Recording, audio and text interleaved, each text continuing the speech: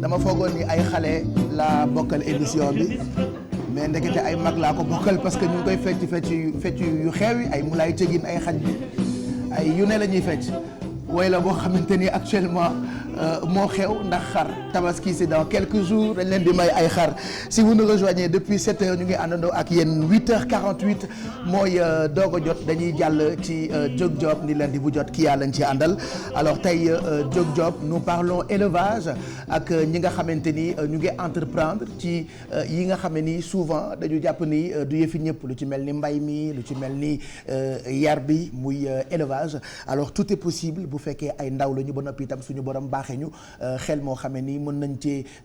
nañ ko utiliser ba mën a entreprendre n'est-ce pas Kia? Voilà Pape Cheikh comme ni nga ko waxee rek soxlootuñu jamono ji di jël li nga xamante ne mooy li nga xam ne moo daan xew avant ñu koy liggéey ba tey rawatina mu nekk ay ndaw donc métier boo gis rek élevage métier la loo gis rek boo ko professionnaliser di nga ci am li nga xam ne moom nga bëgg di nga ci mën a am xaalis ba pare dina am pérennité maanaam dans le temps di nga toog ci business bi dinañ dem déglu ki nga xam ne mooy Abou Kane di éleveur professionnel yàgg ci métier bi mu wax ñu lan mooy métier éleveur ak parcours am moom fan la jaar. ñu xool reportage bi ñëwaat.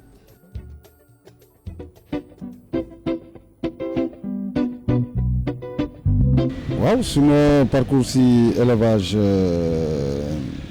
yàgg guddul parce que élevage dafa doon loo xam ni dama juddu fekk ko fi fekk suma yaay mu koy def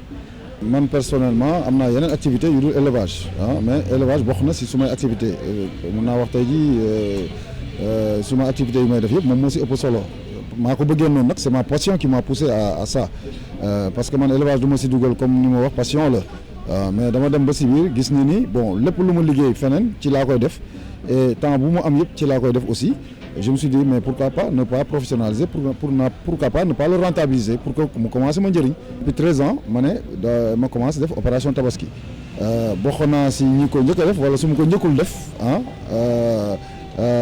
jël ay xaru laadum ay xaru yer dem ci artères yu mag yi dafa leen bâche dafa leen tente ak yëpp pour di leen di jaay. pour que door def opération tabaski te xamuloo ko aussi li may lay ñaax rek mooy aussi y a un minimum parce que loolu même ñii di def commerce dañ leen koy jàngal da ngay def étude de marché et puis da ngay aussi spécialisé wu parce que xar yi ay catégorie la yu bëri am na xar des moutons issus de l'élevage extensif mooy cogali am na xar aussi yu naan des moutons de case mooy xaru yer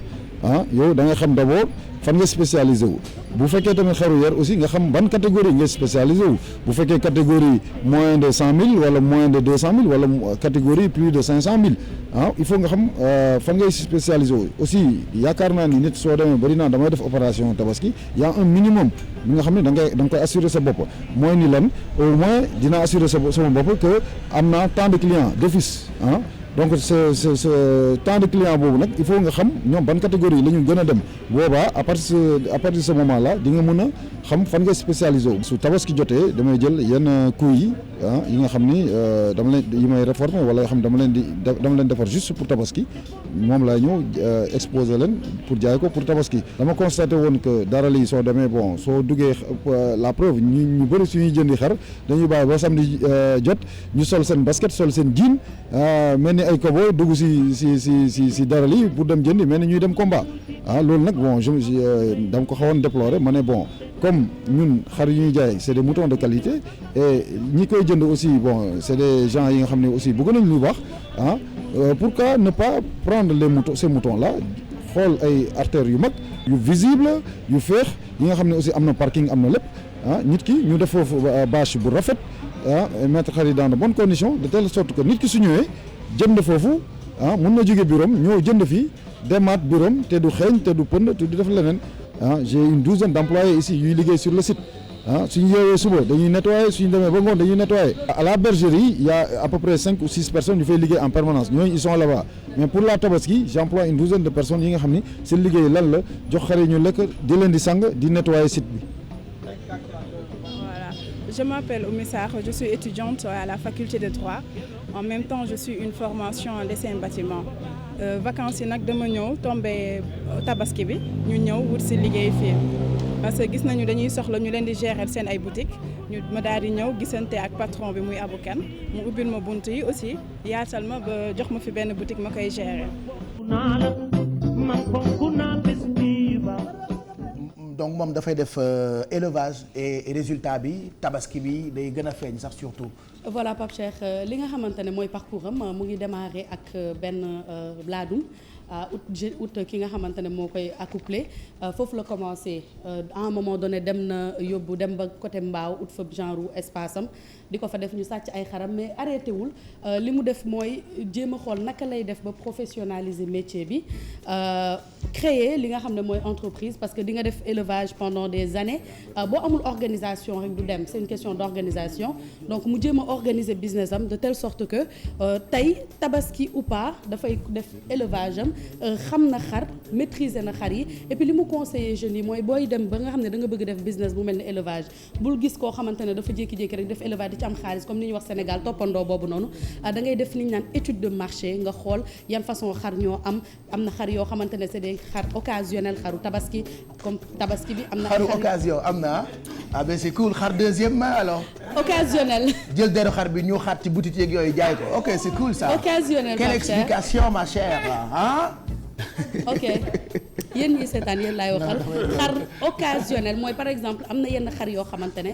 tabaski ba tabaski lañ koy jaay bokkul ak xar yi nga xam ne genre laadum ak yeneen xeet yoo xamante ne dañ koy jaay en dehors de la tabaski parce que man il faut nga expliquer ma bu explication bu ànd ak ay pes boo ma nee xaru occasion damay foog ni xar existé na en deuxième main occasionnel d'accord ok xar occasionnel mooy xar bu ñuy jaay buy jaar tabaski occasion ba occasion ok et que en dehors de tabaski mën nañu jaay ay xar bien sûr donc ñi nga xamante ne ñoo bëgg def métier élevage boobu noonu xam nga dafa tombé ci tabaski bi man a xaaral ma dem xool ko parce que Sénégal dafa bëri business yoo xamante ne yow boo jëlee sa xar yar ko tabaski jot nga génn jaay ko keneen gis ne yaa ngi ci am xaalis voilà keneen am xaalis mais xaru deuxième main mooy xar bu baaxul bi mooy xar bu ñuy sàcc di ko jaay oui xar bu ñuy sàcc di ko jaay kay mooy xar deuxième main voilà mais xar deuxième main xar yu baaxul yi mooy xar bu ñuy sàcc amul parce que am na ñuy sàcc itam ay xar di ko jaay laadum yi sax dañ koy sàcc ñoom lañu gën a wër sax ñoom lañu gën a wër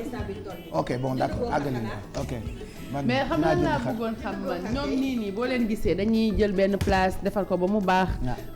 décorer ko jël xar yi teg ko foofu est-ce que ñoom après prix bi waaw xar yi dañuy décorer place bi laay wax day nga naa ma décorer ay xar lu leen di takkal mais attends dañuy fuddal seen accessoire sax accessoire de xar am nañ ay dañuy décorer xar yi am nañ ay colliers yu collier couleur flash yi lii foor na téema def tendance mode collier chez les xar mais xam nga lan moo mais lu ma bëggoon xam mais est-ce que du influer ci prix bi xam nga lan moo indi loolu professionnalisme bi ma lay wax nekkatul ku nekk da ngay jóg booy élever da ngay dem ba am na foo xam ne boo fa tolloo da ngay jéem a professionnaliser sa activité te booy dem ba professionnaliser lépp ci la bokk le décor ci la bokk parce que yaa ngi def ci marketing bi aujourd'hui avant boo seetloo xale yu góor yi bu ñu daan jëli xar dañuy bàyyi ba samedi ñu sol seen benn pantalon bu yàgg bëgguma tudd sax kii bi sox seen benn t-shirt bu doy waar xam nga sol ay tic-tic daal di seen tànk merci dugg ci li nga xamante ne mooy ci biir daral yi xam nga di wër boo génnee nga xeeñ ak yooyu léegi ñoom dañ ko def de telle sorte que moo tax loo professionnelul baaxul dañ ko def de telle sorte que mën nga génn sa bureau nga ñëw foofu parce que dafay set ba pare spacieux xar yi ci boppam duñu leen nangu ñu toog foo xamante ne dafa salté. ñoom sax da ngay sentir ne ils sont bien. voilà ils sont assez professionnels mën nga ñëw ils ont des petits bureaux yu ñuy def léegi defar seen stand ba mu rafet de telle sorte que quand tu viens di nga mën a jënd sa xar en tranquillité doo am ku la et puis tafu yi nga xam ne day am en général ci daral yi doo ko fa fekk ba pare boo paree nga jël sa xar mën nga ko fa sax bàyyi ba 2 jours avant fête bi nga jëli ko. leneen li nga xamante ne moo am aussi importance ci période tabaski bi mooy création d'emploi bi ñuy def ñoom les éleveurs professionnels dinañ jël ay ndaw yoo xamante ne bu ñu xëyee ña ngay bale parce que boo nee gis nañ Sénégal Dakar foo toog rek ci grande artère yi surtout yi ñuy def seen xar yi foo dem rek di nga gis ni que bu ñu fa jógee endroit yi dafay salté ba kenn dootu fa bëgg a romb muy xeeñ ay kenn xamul donc dañuy jël ay ndaw yoo xamante ne chaque jour de manière quotidienne dañuy nettoyer foofu di ko defar ba nga xam ne bu opération bi passé sax ndaw yi dinañ am liggéey période boobu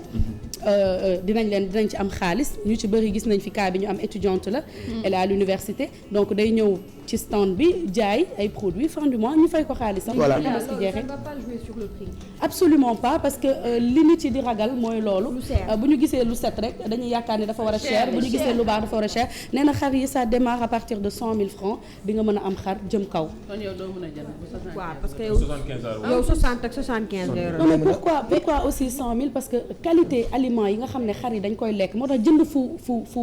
wóor fu professionnel tam dafa bien ak professionnel parce que xam na boo bëggee xar bu duuf dina la ne xar bii ngay jël boo bëggee xar bu amul graisse danaan la xar bii ngay jël loolu aussi beneen type de truc amélioré la conseiller dañ lay conseiller teg ci xam nga pël bi ngay dem fekk ci daral bi c'est cher maintenant mais prix bi sax man je vois pas en quoi mu mën ci influer dans la mesure où quand on avait fait ça l'année dernière expliqué nañ ñu que direction de l'élevage ak commune rurale yi mairie yi dañuy aménager en fait ñoom ñoo fay def électricité def toilette publique te booy xool fi nga xamante ni dañ koy teg mooy artères yi nga doon wax yooyu yëpp comme si 2 voies Liberté 6 dafay am ay policiers dédiés yoo xam ne dañ leen di teg foofu par rapport à la sécurité mu am ñuy ñëw ñuy waaw donc li nga xamante ni moom mooy dépense publique tam dafay assurer sécurité bi ak clarté lieu yooyu nga xam ne dañ fay jaay mais pour les privés c'est pas le cas loolu mooy par exemple ñi nga xamante ne état du Sénégal mooy nangu ñu jëlee seen xar yi ci àll bi di leen indi fii hors du Sénégal par exemple la xar yu jógee Mali voilà donc ñoom aujourd'hui dañ leen di structurer pour ne pas que endroit yooyu yàqu teg fa li nga xamante ne mooy matuwaay yëpp tout ce qui est même sécurité bi mu ngi foofu propreté li nga naan les cabines les toilettes publiques dañ ko fay def di leen topp parce que période la boo xam ne rapidement rek ci ay kii yu jaxasoo feebar mën na ci am donc dañuy jël seen disposition yëpp différent des privés yi nga xam ne ñoom ñoo jël seen décision bopp defar li nga xamante ne mooy seen endroit yi ñu koy defee pour mën a faciliter l'accès. sujet ak may mën a wax juste kii pour wax la ni que comme ni mu koy waxee y a pas de petit métier dans la mesure où nit yi dañuy yaakaar ni ñiy jaay xal dafa nekk loo xamante ni dafa ndaw mais quand tu es dans le système bancaire tu te rends compte que ñoom ay 6 mois. oui mais ça je pense que xalaat la woon à l'époque mais léegi xalaat maintenant tout le monde s'y met et que ay xaru 1 million 800 000 200 000 si li ma bëgg a ñëw mooy ne ko ñoom par exemple banques yi dañu am ay opérations dédiées yoo xam ne dañ koy defal ñi nga xam ne ñooy jaay xar ay 100 millions 200 millions de crédit lañ leen di jox ñu ñëw jël ay xar ñëw placé ko ci entreprise yi placé ko ci ministère yi au bout d'une année wala de 6 mois ñu jëlaat seen xaalis. ouais et moi je vois des gens comme Lamine Samba dañ ci dugg Lamine Samba day jaay xar keroog dem nañu fii pour jëndi xar mais écoute def na kilotam bu baax taxaw pàncaa la sol sax Lamine Samba pàncaa imagine leen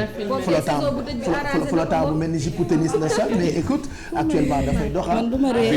il n'est pas cher en plus mais moi man sama li may sonal tuuti rek mooy xar ak 80 000 daan nga am xar 75 000 daan nga am xar 65 000 daan nga am xar mais là on te dit prix yaa ngi commencé 100 000 dafay gisal borom kër yu mel ni man de. boobu salaire yi fan la tolloon. salaire yi amagul soppite de. waaw dëgg tëj wax ji te ñëw toog nag franchement jàmm na ñooy quoi. li may tëjee rek tu risques d'énerver les pères de famille. voilà li may mais Pape Cheikh Dakar boo fa yoree sa xaalis ak nu mu toll. boo doxantoo di nga am xar. bon d'accord man ci li nga ma bëggoon insister rek du sax par rapport au prix mais par rapport à la au professionnalisme. des bi nga xam ne dañu jël def ko métier. di def seen étude de marché. di gérer seen business ba nga xam ne fii ak 10 ans 15 ans 20 ans. dinañ xam ne que ñii kat yàgg nañ fi et puis qualité la ñuy def. nañu professionnaliser affaire yi. merci Kia allez viens t'asseoir près de nous mu nekkoon Jóg Job replay bi mën ngeen ko am ci YouTube bi /TFM on va parler maintenant droit ak Maymouna Gueye Bambalo héritage mooy sujet bi ñu indiwaat c'était à la demande générale parce qu'on a reçu tellement de questions ci Facebook bi Maymouna daf ciy jéem a tontu di sujet bu am solo boo xamee ni bëri na ci ay famille yu jaxasoo ndono moo tax ñu taxali ko ñu jaxasoo Pape Cheikh ni nga ko waxee noonu la en plus mu nekk ay éléments yoo xamante ne indi woon nañ ko comme genre borom kër amul droit jaay këram te soxnaam d'accord ci wala boo amee njaboot yor benn kër waroo ko jaay mu am vraiment ay nit yu bëri yoo xamante ni dañuy interpeller pour ñu ñëwaat diffuser waat élément bi sensibiliser nit ñi expliquer leen comment ça se passe mais comme on le fait tout le temps dañuy dem seeti benn expert en la personne de maître Ndeye Fatou Touré mu expliquer ñu héritage boobu nan lay demee ñu dellu si waat si plateau bi. li ñuy wax réserve héréditaire code de la famille daf ci def benn chapitre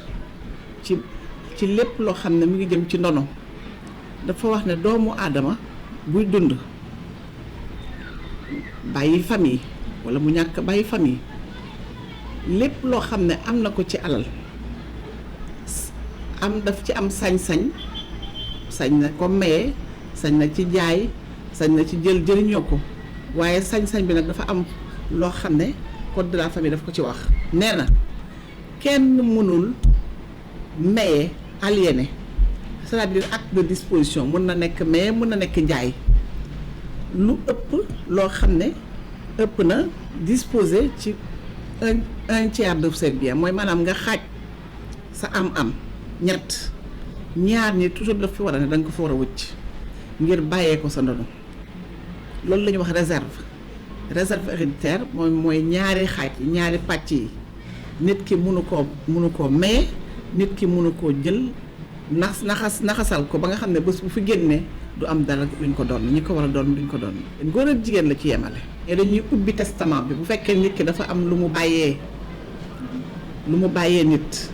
ci yooyu la ñu jëkke suñu paree ci yooyu door a ñëw ci li nga xam ne mu ngi ko may koo xam ne mi ngi dund comme moom donation yi te bu ñu koy commencer aussi dañuy remonter ci bi mujj la ñuy dindi la ñuy teggi dañuy nangu door a yéegaat bu fekkee doyul maanaam bu fekkee bu mujj taxul ñu bàyyi fi ñaari pàcc yi xam nga wax naa leen ne ñaari pàcc yi foofu ñu bàyyi ko fi ci alal bi su fekkee ne dindi nañ bi mujj te mu am beneen aussi bu ñu mayee bu ci topp bu ko jiitu boobu la ñu jël maanaam bu njëkk ba yu njëkk ya mën nañ leen fi bàyyi bon ñi ko mën a demander nag mooy ñi nga xam ne ñoo war a doon confiscation boobu li ci yoon wax mooy bu fekkee na nga ba am soxna bu fekkee nit ki dafa am soxna wala mu am borom kër genn wàll gi loolu la code pénal wax article 31 du code pénal moo wax ne genn wàll gi la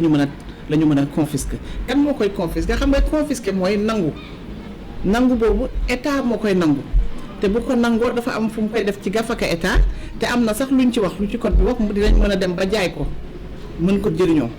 donc daf ne bu amee soxna bu kooku genn wàll gi la mën teg loxo mais bu amee ay doom waaye waxul doom rek de daf ne bu amee doom wala mu am papa wala yaay mooy li ñuy wax ascendant ay waajur su amee ay waajur wala mu am doom wala mu am ñaar ñëpp yaa xam dañ ne 1/5 maanaam alalam da nga koy xaaj juróom benn bi la ñu mën a confisquer li ci des nag foog ñu bàyyi ko parce que loolu yëpp boo ko xoolee mu am borom kër mu am soxna mu am doom mu am ay waajur yooyu yëpp boo ko xoolee ak même réserve héréditaire bi maanaam bu doomu aadama génnee àddina li mu fi war a bàyyi boo ko xoolee yëpp dañuy sauvegarder dignité doomu aadama la ñuy sauvegarder ak aussi fexe ba ñooñu aussi mën a am lu ñu teddee ba tey ci dignité bi la ak seen droit la seen àq ak seen yelleef li ñuy wax réserve. Maître Ndeye Fatou Touré lañ doon dégluwaat ci ay leeral yoo xamante ni mu ngi jëm ci wàllu héritage Maïmouna. héritage Pape Cheikh comme ni mu ko waxee donc li ñu si mën a jàpp mooy si droit sénégalais nit ñi koy doon moom mooy ascendant wam ak ay descendant wam donc ascendant mooy papa ak yaay descendant mooy doomam ak ñi nga xamante ni moom mooy ay sëtam ñooñu tam dañuy doon maintenant ñi nga xamante ni mooy collatéraux yi ñoom bokk ñu ci héritage bi maanaam mooy frères et sœurs yi donc liñ ci dégg ñun ñëpp ñoo ko déggandoo mooy ni que am na yoon loo xamante ni daf ko teg pour préserver li nga xamante ni moom mooy dignité ak li nga xamante ni moom mooy nekkin bu rafet ñi ngay bàyyi sa ginnaaw donc en résumé nit su amee patrimoine 2/3 patrimoine am waru ko jaay donc à chaque fois su fekkee ni que dafa bëgg a def benn donation wala mu bëgg a def benn transaction ñi nga xamante ne ñoom ñooy ay descendants am maanaam soxnaam papaam yaayam wala ay doom mën nañ ci opposé wu su fekkee action boobu dafay dépasser li nga xamante ni moom mooy 2/3 de son patrimoine Pape Cheikh. Voilà, je pense que c'est très intéressant dañ ci dellu si waatoon pour jëm leen ko gën a expliquer. Oui, tu as une question pour elle. bu fekkente ne nit yi amuñu droit jaay seen lépp avant ñuy décédé la moo tax parfois fii da ngay gis benn famille papa di jël kër gi jaay ko décédé bàyyi njaboot bi ñuy génn di nekk di ut ay fu ñuy dëkk di loué di torox daal. waaw peut-être ñàkk xam wala mu am consentement ñi nga xamante ni ñoo ko entouré. parce que tey su fekkee yow da nga bëgg a jaay sa kër sa jabar d'accord si say doom d'accord si ñi nga xamante ne ñoo la war a mën a doon d'accord si boobu du am problème mais non kañ lay am problème maanaam nga am benn kër bëgg ko jaay sa soxna d'accord aussi parce que xam na ni soo ko jaayee ngeen tumuranke bu boobaa. mais est-ce que dinañ ko yëg sax. waaw ba si d'accord mais su fekkee yëgoo ko par exemple ba mu jaay ko su ko jaayee ba pare yow soo ko yëgee mun nga def opposition dañ lay delloowaat bien boobu. donc doo delloo xaalis bi. doo delloo xaalis bi dañuy ñëwaat restituer ko moo tax dafa am ay xam nga loi dafa xaw a complexe moo tax dafa am yu bëri yoo xamante ni ci code de la famille moi je me dis nit yi dañu war a des fois ñuy gëstu di xool parce que tamit li nga xamante ni mooy patrimoine dafa nekk lu am importance ci nit donc chaque fois sooy def ay transactions mu surtout immobilière yoo xam ne day engager sa bien-être famille da nga ko war a jëm maintenant su fekkee ne jaay sax peut-être loolu mën na indi ngeen dem tribunal mais bu fekkee dafa maye par exemple loolu obligatoirement ki ñu may moom mooy perte. day delloo bien bi te am na ba 10 ans après décès nit ki su fekkee ne nga maye na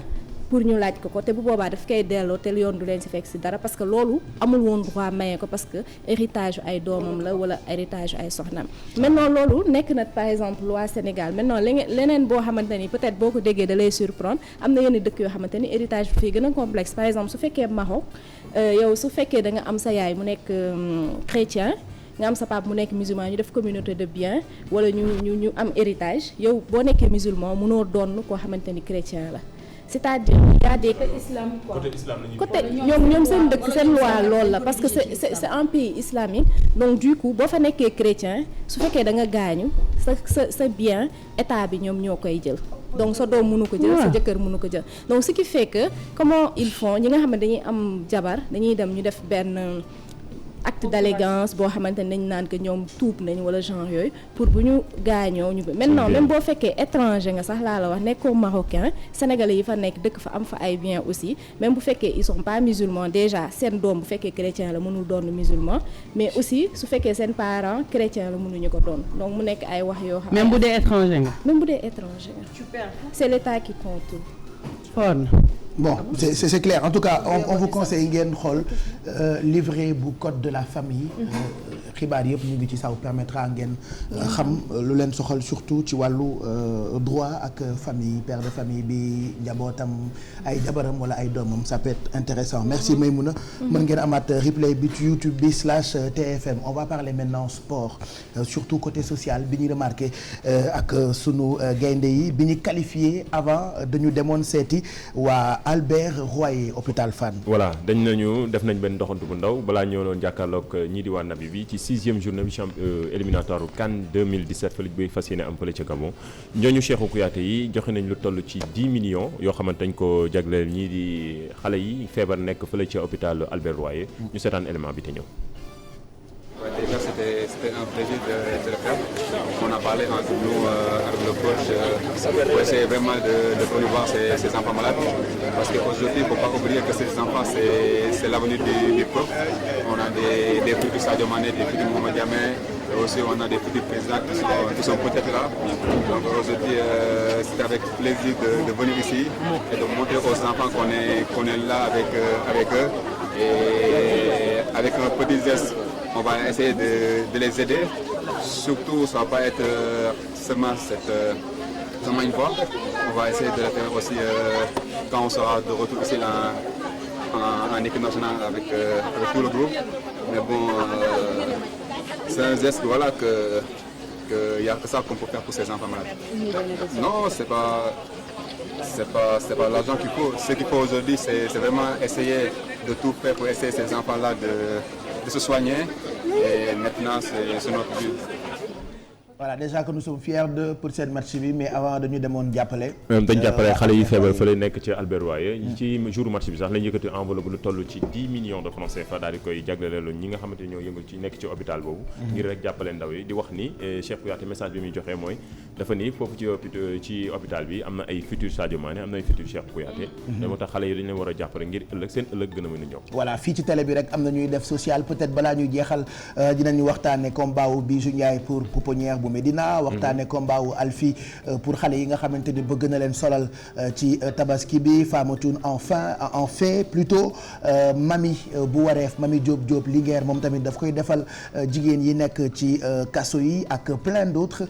animateurs yu nekk fii ci télévision Futur Média. On poursuit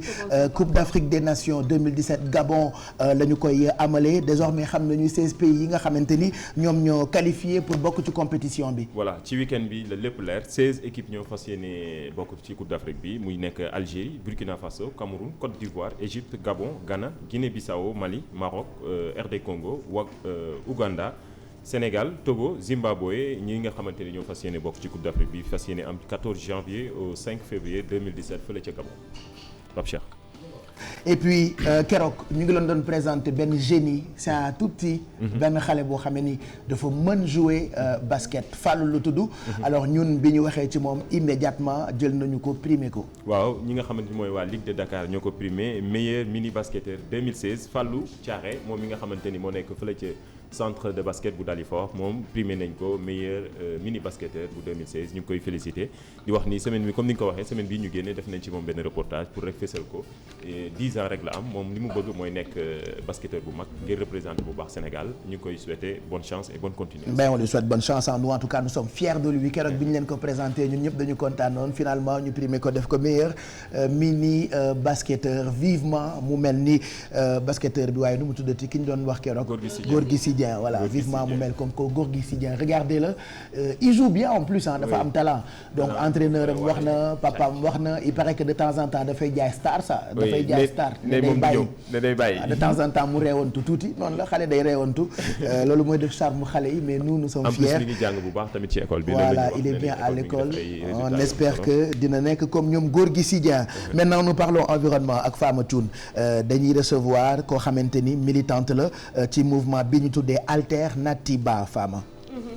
merci Pape Cheikh alors tey dañu recevoir benn association ñu ngi tudd Alternatiba alors ñoom nag dañu créer seen association bi depuis bi nga xamante ni COP 21 bi ñoom ñu ngi doon def seeni réunion di seet naka la ñuy def pour changer li nga xamante ni mooy la ñuy dund ci climat bi naka la ñuy def ba améliorer suñu niveau de vie naka la ñuy def ba changement climatique bi mën a arrêté wu bu baax a baax alors ñoom comme beaucoup d'associations ñu créer li nga xamante ni moom mooy Alternatiba waaye nettali ci gémm bi je pense que ci gémmiñu borom la dàkkee Mariama nuyu naa la.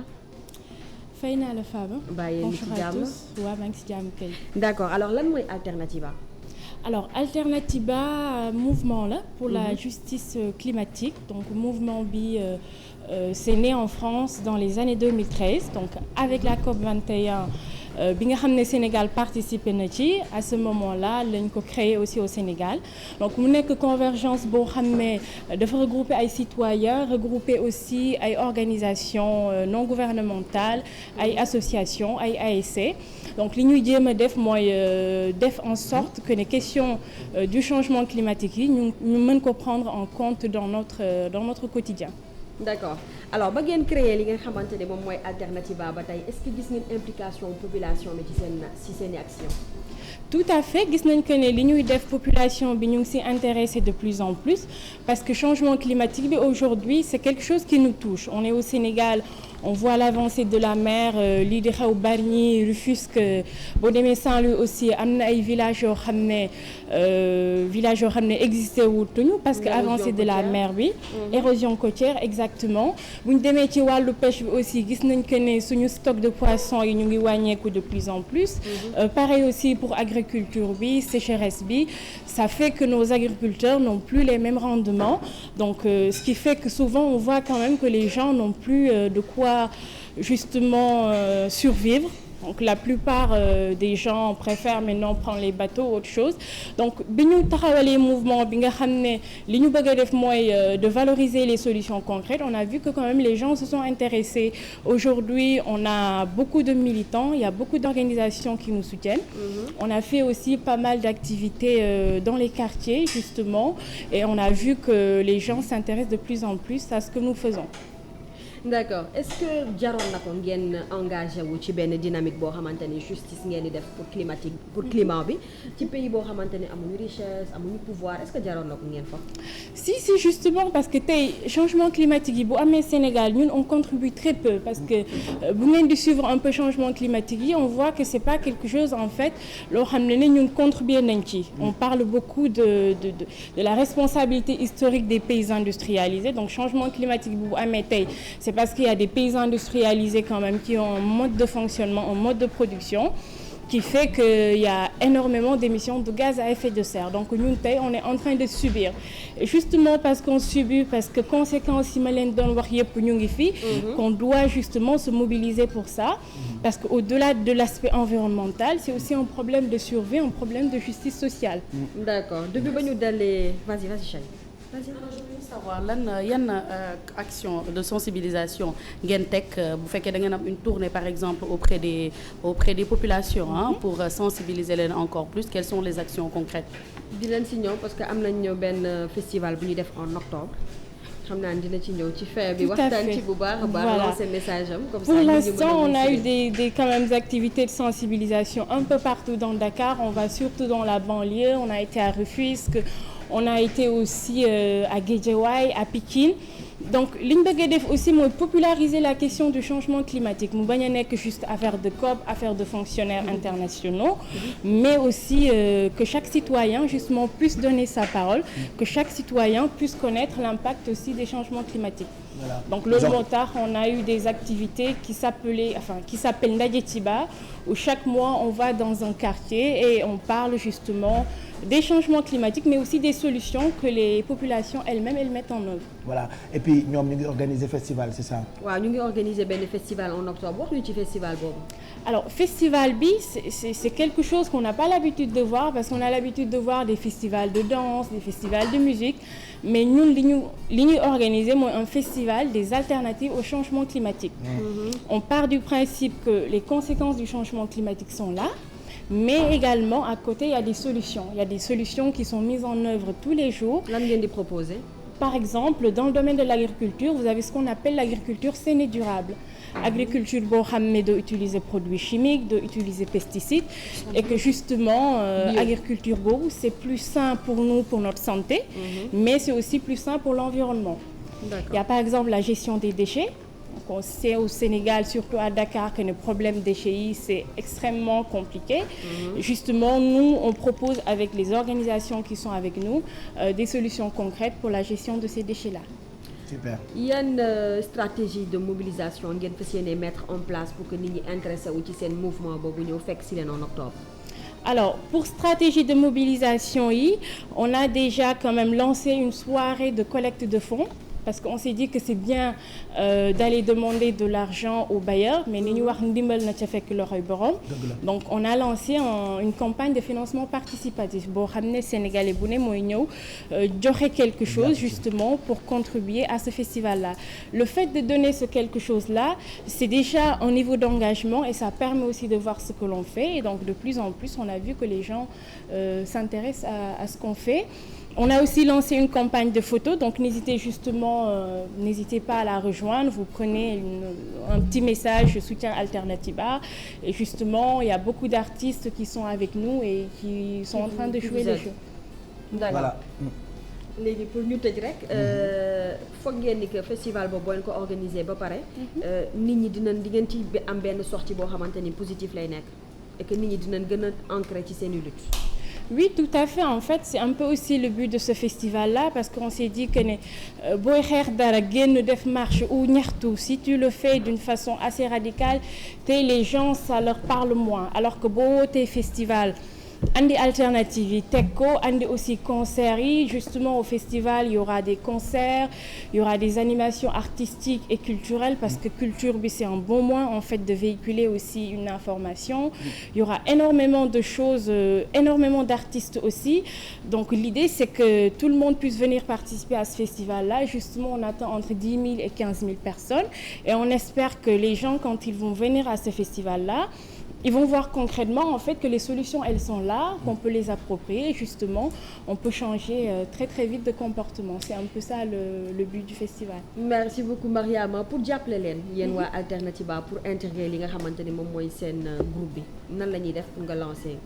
waale mot de la fin. Alors pour jàppale ñu, vous pouvez déjà nous soutenir via la campagne de financement participatif bi ma doon wax léegi donc via Orange Money dinaa leen bàyyi le numéro bi tout à l'heure.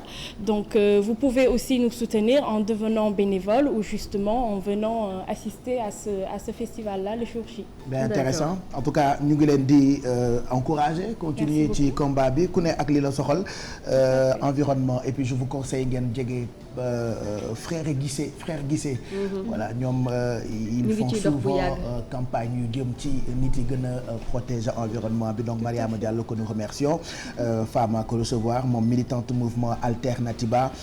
vous organisez donc un festival des alternatives au changement climatique merci beaucoup 9h22 mooy doog a jot on va voyager un peu pour xool yi xew ci yeneen dëkk yi on en profitera pour wax leen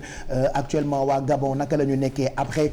seen manifestation ya amoon ci dëkk boobu mais d'abord Italie amoon na bu yàggul tremblement de terre bu metti fan la victimes yi ak ña fa dëkkee mujjee bijou. Alors Pape Cheikh Italie tremblement de terre bi xam nañu ñëpp que ni actuellement def na 300 morts c'était le 24 août ñoom ñi ngi jooy seen ñi nga xam ne ñoo décédé pareeguñu waa Charlie Hebdo génneel leen benn caricature am nañu photo bi bu fekkee mën nañ ko xool tonton mag donc ñoom li ñu jël mooy nit yi nga xamante ne dañoo am ay blessés góor yi ñu ne penne à la sauce tomate lañu jigéen yi blessé ñu bindal leen que penne gratiné la ba pare ñi kër yi dal seen kaw ba ñu daanu ñu ne lasagne la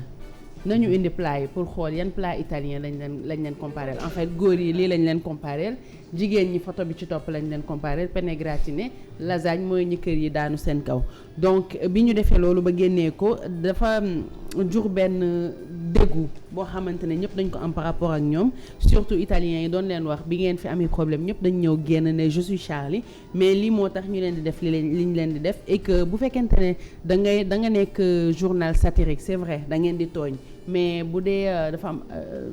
catastrophe naturelle boo xamante ne am na 300 personnes yu ci dee 300 personnes yi ay xale ñi ngi ci ay mag ngi ci ñëpp ngi ci waruloo mën a jël dessin yu mel nii di ko illustrer di génnee naan que da ngay wane tremblement de terre bi li ñu ñëpp gis mooy que Charlie Hebdo dañu waroon am gàcce ci def lu mel nii. voilà jël yonent bi def ko objet satirique defe naa lii du bett kenn. ci waa Charlie Hebdo yooyu noonu de toute façon souvent seen rédaction boobu ñoom waa France sax dañu leen a jéppi. waxatuma la ak ñun man ma wax ci ñoom voilà te lu leen dal ñu yéene leen ko. parce que dañuy tooñ kenn du jël naqaru jàmbur di ko. fowee même bu fekkee sa liggéey mooy li ñuy wax satire. Bon, même dañuy wax que ñoom waaw seen liberté d'expression la ñuy topp et qu'on peut rigoler. liberté d'expression fi mu yam kay mooy fi mosu jàmbur tàmbale. on ne peut pas rigoler dans la vie. dañuy continuer ci Italie ak Ndiaye. waaw benn campagne dañ fa yaar yëkkati duppee ko Fertility Day mooy pour insister les jeunes à se reproduire moom contrairement à ce qui se passe en Afrique fii nga xamante ne bu yàggul dara Banque mondiale daf ñu doon wax ñuy limiter suñu njur ci Italie ñoom dañuy insister jeunes yi pour ñuy gën di jur campagne boobu nag ñu ngi benn journée lañ ko jagleel le 22 septembre boo xamante ni mu nekk journée fertilité yi mais boobu dafa am lu ci wund parce que ñu koy xeex dafa bari parce que dañoo gis ni campagne boobu dañ ko bari na ay organisation yoo xamante ni surtout ci réseaux sociaux yi ñuy xeex campagne boobu ndax ñeen dañ ko jugé sexiste naa ñoom antuwuñu ci ñoo xamante ni dañuy woote jeunes yi pour ñuy gën di jur loo xamante ni tamit bari na fa jur na fa polémique fële ca Italie mais di fàttali nag Italie ñoom seen taux de natalité dafa wàcc bu baax a baax lu toll 1,37% la ñu am ñuy wax ni li xew Europe ñun Afrique ñu koy tere. contraire bi moo fi xew. voilà. fu ñuy dem feneen. Venezuela moom président bi moo am problème parce que dafa demoon benn région bu tudd Polarma di inaugurer ay logements sociaux yu bees yoo xamante ne dañ ko fa tabax population bi dañoo mujjee génn di ko dàqi ji ba moom ay daw la fa jógee dem dugg ci oto bi pour ñu sauver ko am nañu vidéo bi bu fekkee mën nañ ko xool en même temps pour expliquer rek inauguration bi nga xamante ne ci ay xaañaate xeer la naroon mujj dañ ko topp di ko saaga di ko dàqi ji dafa daw ba dugg ci biir otoom bi ñu paree internet yi dañ ko jël di ci foo am nañu image bi tonton Mag di wax que ni moom moo dàq daw sax Usain Bolt. Est-ce qu'on pourra regarder ça? Est-ce que mën nañ xool image bi en même temps. dafa am petit problème. D'accord. Lecteur bi voilà. Ok, il n'y a pas de souci. On essaiera de partager ça si internet bi pour que ngeen gis seen président boobu nekk Maduro Nicolas moom instant bi taux d'impopularité am dafa nekk di gën a yokk parce que déjà opposition bi ñu ngi doon manifester pour mu jógee ci bopp nguur gi ndax nee nañ ñoom population bi mu fa nekkee ba léegi dañu gën a pauvre donc loolu moo taxoon ñëpp di manifester pour mu jógee fa mais bi mu demee ci inauguration bi la yëf yi gën a métti ci moom. Voilà, c'était compliqué pour moom. N'est-ce pas donc dinañ leen woon image bi léegi nii balaa ñuy jeexal. ci pour finir benn association Petite Goutte boo xamante ne dañuy aider xale yi nga xamante ne ay handicapé lañ taalibe yi albinos yi personnes yi nga xamante ne ñëpp ñoo ko soxla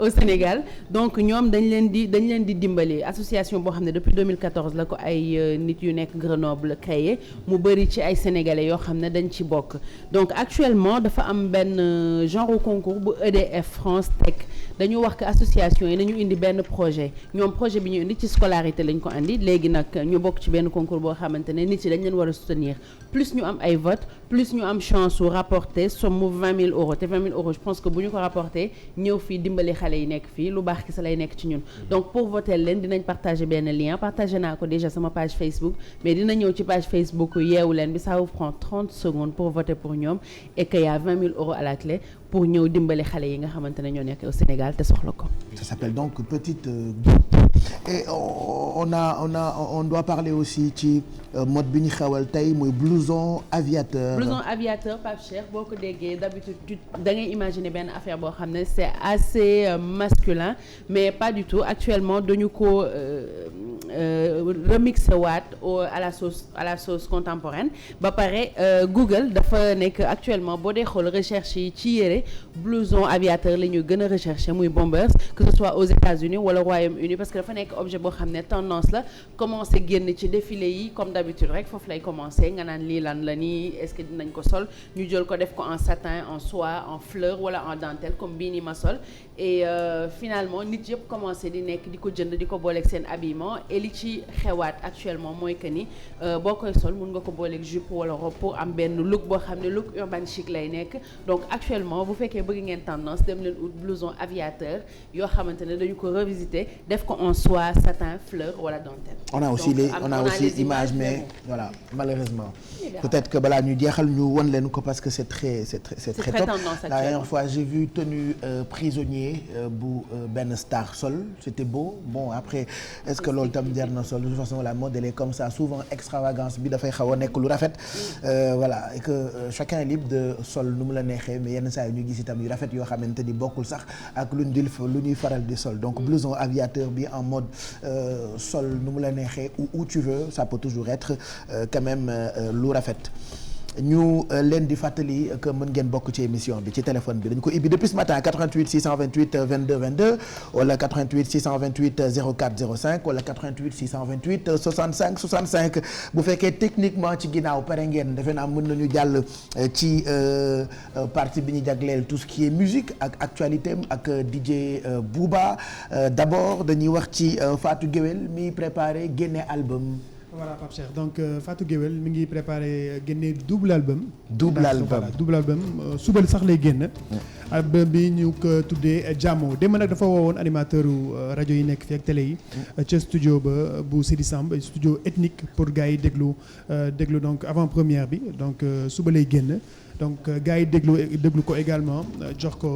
ko seen avis ci affaire bi donc mu mel ni dafa indiwaat démb ci ay titres yoo xam ne benn bu ci mel ni Mbaras moo ne ni ci suuf ak Santati et cetera donc mu waat tamit Cheikh Tidiane Tall ndax Cheikh Tidiane Tall toogoon na ay at moo ak Fatou Guewel liggéeyatuñu donc moo def album bi donc mu ñëwaat ci direction musicale bi xam nga Fatou Guewel liggéeyoon na ak ku ci mel ni Robert Lawood donc jamono jooju yàgg na vers les années 90-95 donc bien après nag il y avait que Robert Lawood il y avait que Cheikh Tidiane Tall Ali Ndiaye et cetera donc voilà ñoom la doon liggéey donc Cheikh Tidiane tamit ñëwoon na moo tax da ngay sentir touche bi sentir démb donc bu ci mel ni rek li ñuy déglu nii ci suuf da ko indiwaat donc voilà donc en fond sonore moom ngeen di dégg noonu lenn la ci actualité musicale li ngay dégg nii mën nañ ci déglu tuuti bi mooy mbëggeel bi defe naa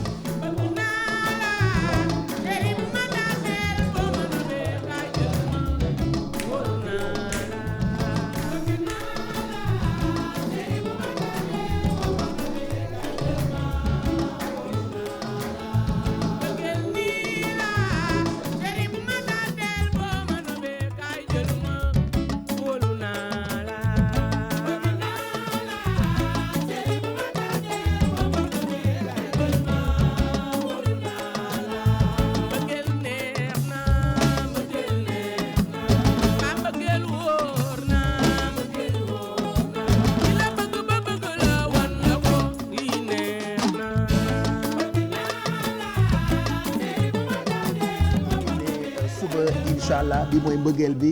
way la bu neex aussi suba lay génn donc ci direction musicale ni ma ko waxee léegi bu Cheikh Tidiane Tall gars yi namoon ko nag ndax Cheikh Tidiane xam nga liggéeyam ah oui naanaan la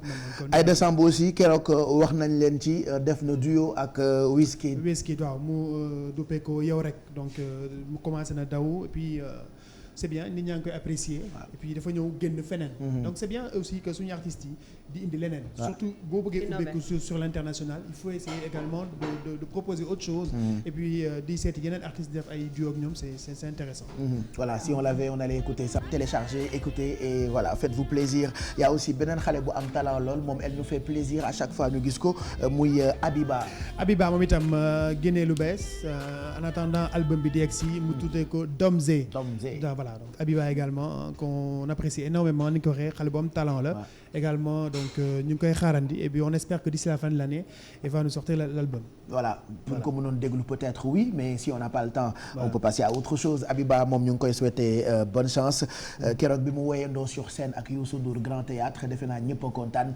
ci reprise boobule mais singalam bu bees mu ngi ko tuddee Domzé peut-être on vous mettra le titre sur notre page Facebook il y a aussi d'autres infos avec nos artistes entre autres Bakane Seck def na album international Bakane Seck sax moom itam album international mu duppee ko sunu borom ñu ngi ko doon xaarandi moom itam ko xam Bakane xam nga également sur l'international c'est quelqu'un qui fait beaucoup de scènes donc mu yàgg liggéey ci album bi donc mu duppee ko donc sunu borom ci kanam dina ñëw nag ñu waxtaan ci tuuti donc ndax dina ci am solo Super 7 également Super 7 moom itam am na benn consécration donc vainqueur du trophée Award Commitment moom itam Super 7 on va le recevoir il va venir nous en parler moom itam Super 7 on l'attendait finalement moom itam ci ay albumam ak yu nga xam ne proposé na ko au public sénégalais et international Super 7 voilà donc on l'accueille tout de suite nañ ko yenn bokk indi ko wala ñu tingoom ko mbaa ñu boot ko indi ko teg ko ci plateau bi mu wax ak ñun ci actualité boobu ñu buubaa jox en même temps gaaw leen ci téléphone bi ñu ngi leen di xaar dañu may ay xaru tabaski ñëw na ba pare 88 628 22 22 wala 88 628 04 05 wala 88 628 65 65 ku ci dugg ngeen jot ñu en direct ak ngeen bañ ñoo jot bu ngeen xasee boo composé ñun immédiatement am nañu seen ay numéro de téléphone équipe bi nekk ci ginnaaw comme bu ngeen wootee ci portable ni numéro di feeñee noonu la écran bi ci ginnaaw ñuy gisee seen ay numéro de téléphone et puis de temps en temps ñu tànn ay téléspectateurs yoo xamante ni dañ leen di may ay xaru tabaski donc Super Z moo ñu rejoindre pour qu'on parle de son actu bu baax. Voilà donc Super Z est là donc maa leen ko wax un instant vainqueur du en tout cas il a reçu le trophée du Award Commitment suba ñu ngi lay nuyu namoon nañ les puis Yes, bonjour à tout le monde. Je suis pas bien réveillé aujourd'hui, je suis un peu malade. Ok. Ouais, mais il faut mettre ça à 7h 8h du matin. Les métiers quoi. Mais bon, je remercie tout le monde déjà. D'accord. Ouais, et ouais, par rapport au trophée. Tu peux le montrer? Ouais, bien sûr. C'est Voilà. Yes. Félicitations. Thank you. Ouais. So, comme je disais, c'est un trophée. C'est déjà je veux remercier toute l'équipe de Sénégal Day 16 de New York qui m'ont offert ce trophée-là. D'accord. Par rapport à la diaspora et pour me remercier par rapport à la musique que je représente à travers le monde en tant que Sénégalais, artiste sénégalais. Du coup, c'est mon premier trophée depuis que je fais de la musique et je l'ai reçu à New York pendant ce concert et on m'a annoncé que je le recevais la veille avant que je quitte. Et du coup, ça m'a touché. Pour man ay kilo ni rek. Moi yek fof et puis voilà, j'étais avec Pape Diouf sur scène et ils m'ont appelé pour me remettre ce trophée-là. Et voilà, je tiens à remercier DJ Khoulé from New York, Bintou et mon assistante Sally et tous les gens qui m'ont supporté pour ce projet et qui m'ont voilà. Beaucoup me join mais merci beaucoup hein, merci, mais super donc après ce trophée-là donc bien sûr lan moo ci topp. En fait, j'ai tourné un clip même sur New York, un clip que j'ai tourné entre New York, Paris et Dakar. D'accord. Yes. Et du coup, à part ça, il y a ma mixtape qui arrive. D'accord. Du coup, le clip que je suis en train de tourner, c'est un single de ma mixtape qui va sortir. Mais mixtape, elle sort quand? Parce qu'on te voit souvent sortir des singles, lancer comme ça sur le marché et tout ça. Donc, quand il est regroupé, il y a un mixtape pour C'était prévu pour septembre, mon anniversaire, le 23 septembre. Mais avec les tournées que j'ai pas le temps d'enregistrer. Du coup, j'ai reporté à décembre, on va dire. D'accord. Et à quand donc Super Z en live dans les boîtes de Dakar? Parce que souvent, gars, dañ koy laaj Super Z te voir un peu en live comme ça se fait maintenant, quoi. C'est un show carrément, quoi. Le 23 septembre, ce sera au Vogue, le jour de mon anniversaire. Je fais une soirée de malade pour mon anniversaire. Et je ramène un DJ de Amsterdam, c'est un des meilleurs DJ d'ailleurs. Oui.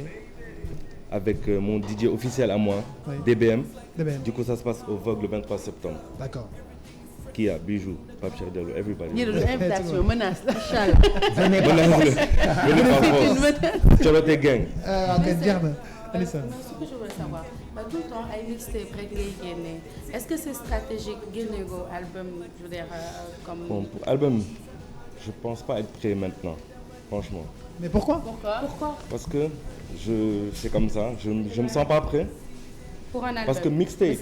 il y en a qui sortent des singles pendant des années et ça marche.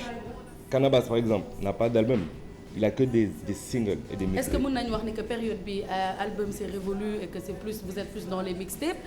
et que single mooy gën a dox. Ça dépend. Les Américains, leurs mixtapes, ils se donnent plus dans leurs mixtapes que dans leurs albums. Et ils vendent plus des fois avec leurs mixtapes qu'avec leurs albums. Donc vous êtes plus orienté. Ça dépend. De toute façon, au Sénégal, mixtape, je me vois mal dem Sandaga déposer son mixtape pour dire que là, il y a Internet, il y a iTunes, Deezer, Spotify, tout ça. Et même les singles, des fois, se vendent plus que quand tu sors un album. Mais est-ce que d'où stratégie pour déjouer un peu piraterie, par exemple? Aussi, hein. Maintenant, il y a des albums qui se font sur clé USB, avec ta photo dessus, la tracklist et tout. Je compte même faire sortir ma mixtape en clé USB. Même les voitures, dans les salons, on voit plus de chaîne hi-fi, des trucs là, lecteur CD, on voit plus ça. Maintenant, c'est plus USB, des trucs comme ça. Ça. On verra bien. D'accord, alors c'est quoi ton message, Bella Nutago? Bon, mon message, c'est remercier tout le monde, vous, de m'avoir invité. New York, à très bientôt. Sénégal, je serai toujours là pour vous. Même si je bouge, je serai toujours là. Je vais sortir du lourd, Inch'Allah, dans pas longtemps. D'accord, donc rendez-vous le 23 septembre. Oulala, c'est le 23 septembre. Le 23 septembre. Non. Voilà, la vidéo est là, hein, Mengini donc. Voilà. Voilà. Ci Sénégal Day bi la woon. Ouais. D'accord. Félicitations encore. Yeah, thanks. Ah mais c'est cool ça. Ça fait plaisir vraiment. Léegi vivement disque d'or yi. Amiin waay. ak platine yi. Amiin. Ak yeneen. Voilà, ak yeneen trophée yu am. Boo ñëwaatee. Voilà. Voilà, merci Super Sed. Ok, merci à vous. Allez, à la prochaine. Voilà, à la prochaine, merci. C'est toujours un plaisir de te recevoir. Donc Super Sed ak trophée bi nga xam ne am na kon donc le Award Commitment donc nekkoon ci Sénégal Day ba à New York, Pape Cheikh. Voilà dese nañu beneen invité ci partie bi ñu jagleel musique ak DJ Booba comme chaque lundi. Bakane Seck qui va venir nous présenter aussi album bu bees bu mu génne. C'est un album international et puis percu yi dañu ko ciy dégg bu baax loolu mooy wane ni talent mu ngi fi donc boo xamee dara da ngay jéem partager ko ak àdduna pour que Sénégal di gën di jëm kanam. Par exemple Super Sed mu ñu recevoir léegi il a été honoré ci Sénégal Day bi nga xamante ni at bu jot ñu amal ko New York avec des jeunes c'est des jeunes qui organisent ci dëkk boobule et que Sénégal Day bi mu amee presque tous les Américains étaient fiers. Am na ci ay Américains yoo xamul woon sax ni ci carte bi am na dëkk bu tudd Sénégal. Donc ñu découvrir Sénégal grâce ak Sénégal Day boobu donc ñu ngi nuyu ñoom équipe bu télévision Futurs Médias bi nekk foofu ak ñoom DJ Khoulé gërëm tamit sunu xarit yooyu nga xamante ni tout le temps lu fa xew dañ ñu koy baaxee nekk foofu ca États-Unis. 9h41 comme promis Bakane Seck moo ñu fekk si ci plateau bi DJ Booba. Voilà donc Bakane Seck moom itam ñu doon xaar lu yàgg sax album international am ndax ku xam Bakane Pape Cheikh xam ni sur l'international également def na festival yu bari. yàgg na ànd ak ay ndaanaan donc finalement moom itam mu ne day génnee album jagleel ko donc sur l'international mu duppee ko sunu borom. Bakane ñu ngi lay nuyu. waaw asalaamaaleykum. waaleykum salaam. nuyoo bi nag maa ngi njëkkee ci borom kër gi. sunu kilifa Youssou. di bëggee sama frère Pape Cheikh Diallo. di nuyu yéen ñi fi teew ñëpp. su ma limee rek damay juum parce que yaakaar naa ne kër gi moom. sunu kër la. waaw sunu kër la donc damay maas nun gi saa su ne. donc di rafetlu liggéey bi ngeen di liggéey bu baax parce que tout le temps. macha allah ñu ngi gis liggéey bi ni muy jaaree yoon aussi complice bi ngeen am ci àdduna bi nit ñëpp di leen suivre parce que yombul ngay nekk ci benn liggéey boo xam ne que si c'est 4 heures du matin la sax nit ñi dañuy toog di leen bëggee. donc ma koy wax ak yaayu Pape Cheikh Diallo jooju ca Atlanta maam soxna donc dañoo bokkoon heure yi ñuy seetaan Pape Cheikh vraiment donc ñu rafetlu liggéey bi di nuyu kilifa diine aada yi. di nuyu ñi tëdd ci hôpitaux yi yàlla defal leen jàmm ñi caabi féete gannaaw aussi tamit yàlla na leen suñu borom génne ci jàmm ci barki Seydina Mohamed. album international bi suñu borom lu tax nga xaar ba waxtu wi génne ko ndax bi ñu koy xaar yàgg na quand même. Bakane ak expérience bi nga am. macha allah ci sur l'international. gars yi xaaral nañ ko mais depuis lors. ñuy nekk nag ba mu génn tey. waaw en tout cas mi waa jigéen. waaw bii nag moom mooy deuxième album international bu Bakane def ak jërëjërë yi. donc maanaam comme ni gars yi di faral di wax ne les percussionnistes tout le temps lu ñuy yëngu rek ñu ngi ci mbalax mi à 100%. donc ñu ngi liggéey ci benn liggéey boo xam ne on a fait presque plus de 15 titres. yoo xam ne que yaa que 2 morceaux yu ci nekk mbalax. 2 morceaux c'est pas mbalax pur et dur. donc mu nekkoon liggéey boo xam ne ça fait presque bientôt 3 ans. maa ngi ci liggéey entre Sénégal ak Allemagne. ak Londres donc yàlla nag mu ngi ñu ciy woon ay bunt ñu ngi ciy gëstu ba ci vraiment ci côté vidéo bi ni ma amee pour dellu fa ma jógee parce que lépp lu may def rek Kaolack laa am fa laa juddoo fa laa yaroo fa laa màggee fa laa jàngee sama métier. donc ba nga xam ne que tey jii ba ci côté concept vidéo bi donc dañoo dem ba génn maanaam ci yoonu Tamba bi. donc may profité di remercier gars yi ñoom Amet liggéey bi métti woon na trop mais yombul woon pour ñu def projet bi parce que projet boo xam ne que yaa koy def donc ñun ñëpp xam nañ ci projet li ci nekk ci métti bi et tout mais doo décourager parce que soo jëlee benn liggéey pendant 2 ans et demi di ci liggéey donc nekk ci mix yi donc war na nekk loo xam ne que su génnee rek. melomaan yi war nañ cee ràññee dara moo tax ñu jël album bi tuddee ko sunu borom waaw. xam nga daaw balaa ngay dem Allemagne daaw jot nañoo waxtaan. waaw jot nañ cee waxtaan. nga ne ma léegi mu génn. waaw incha allah. ñu tabaski daaw ba ñibbisi. waay album bi génnul. lan moo tax mu yéex noonu. waaw pour bëgg rek heure bu génnee rek ñi koy déglu surtout kilifa yi parce que dañoo nekk ci réew moo xam ne que donc kilifa yi am na nu ñuy déggee maanaam suñu musique donc parce que comportement nekkul rek ci maanaam ci biir kër gi donc ci biti ci sa liggéey ci sa communication ak doomu aadama yi parce que ñun ay doomu aadama lañ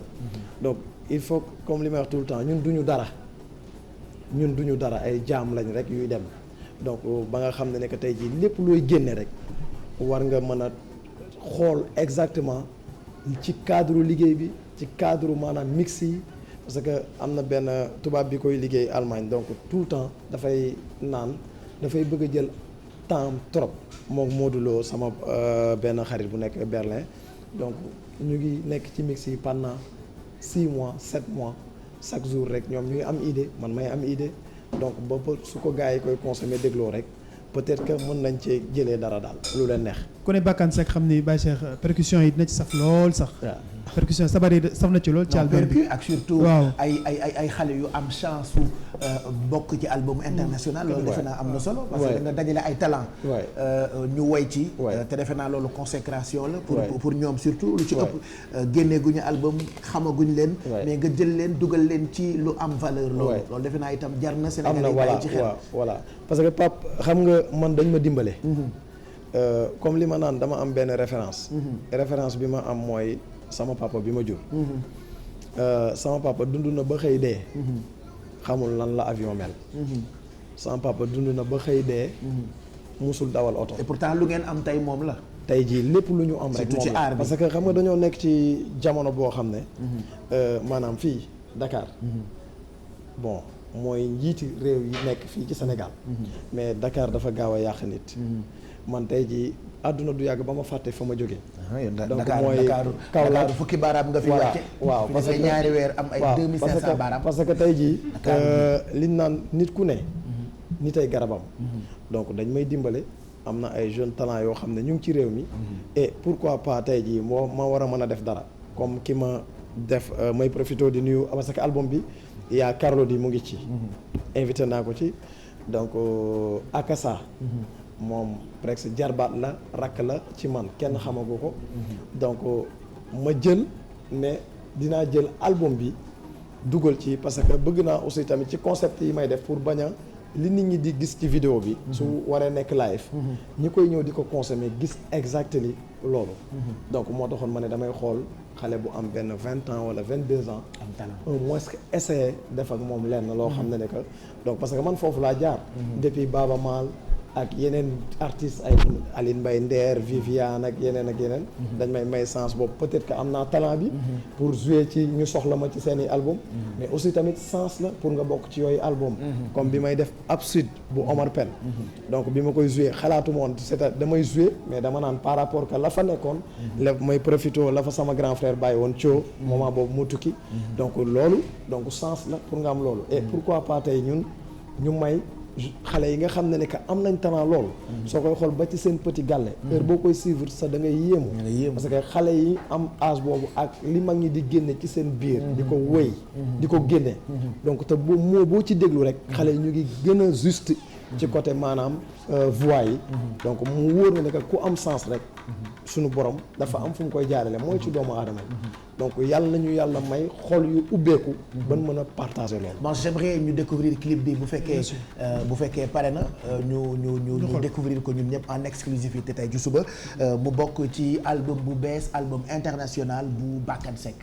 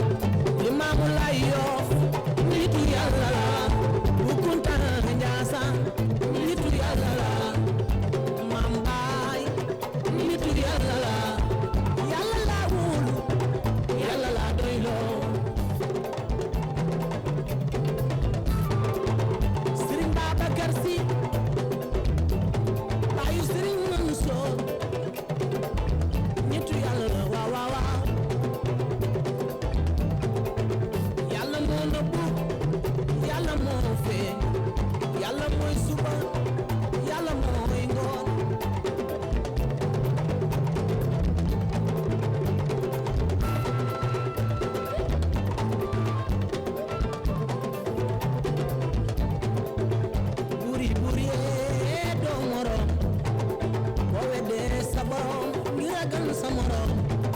bés dina ñëw nga jàkkaarloo sa borom laaw laaw laaw dama laa doy loo waaw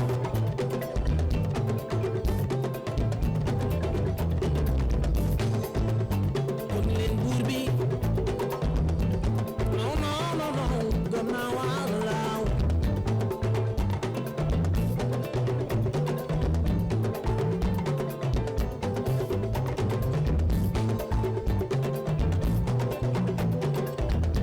yàlla jiital faaw nga jiitoo doom yaay ku yàlla jiital ku ko nar a gannaawal yaay des gannaaw doom yaay dunya amoorale dunya jëm ñaawoo dunya amoorale dunya jëm ñaaw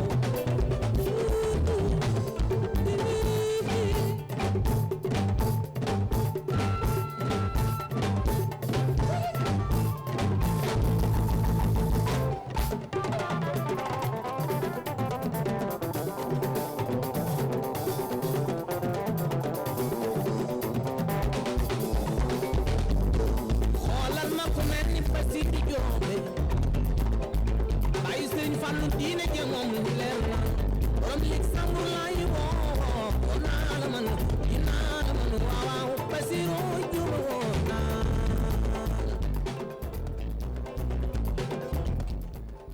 et puis lii su ma ko déggee sama xel day dem ci Doudou Ndiaye Coumba Rose c'est-à-dire jaar nga ci yoonam parce que yamul woon rek ci tëgg wala tëggal def na album international wane itam liggéeyu percu te dañu koy sentir ci sa album bi waaw Pape damay profité di wax ci góor googu parce que moom moo jur sama soxna te mu nekkoon sama xarit lool nag album international bi ma njëkk a def yàlla dafa def moom joué na ci macha allah mu def ci ñaan jàpp ci bu baax donc te lépp lu muy def rek dafa nekk nit koo xam ne que su ko doomu aadama yëgee yow yaa koy génne ci sa gémmiñ dëgg la dañ doon toog maak moom nit jógee ci àll bi ñëw mu génne dépense su këram jox la ko toog di xaar yàlla fekkee naa loolu man sama bàmmeel rek laay waxal donc ba pare mu éduqué njabootam maanaam ci wàllu ci yar ci julli ci lépp même expérience bi ma amoon ak moom suñu àndee Japon wala fenn damay gis fu heure yi julli jotee rek lu mu respecté contrat donc balaa lenn dañuy julli donc mu nekk góor goo xam ne mook suñu papa Yeseng Faye yal na leen suñu borom xaree ci àjjana yi gën a kawe amiin ci barki Seydina Mohamed amiin parmi ñi nga àndal ci album bi ki nga àndal def ci Akassa waaw voilà Akassa moom defe naa dañ ko bàyyi mu wax tuuti n'est-ce pas Akassa foog mu nuyoo waaw Akassa ñu ngi lay nuyu waaw ñu ngi lay fay waaw di nuyu ñëpp di nuyu Sénégal gi yëpp di leen nuyu yéen ñu fi fekk di leen wax jaajëf jërëjëf sa diggante Bakane ak li nga def ci album bi jërë Demba otoraay bu jibee garde kon ne kan nii la jërë Demba ay jéem ngeen moo tax jërë Demba waaw akan yëmu góor akan ñu ma jabaay alasaan jërë sa xorom waay kon mu naas yaay sa xol bi nga laabal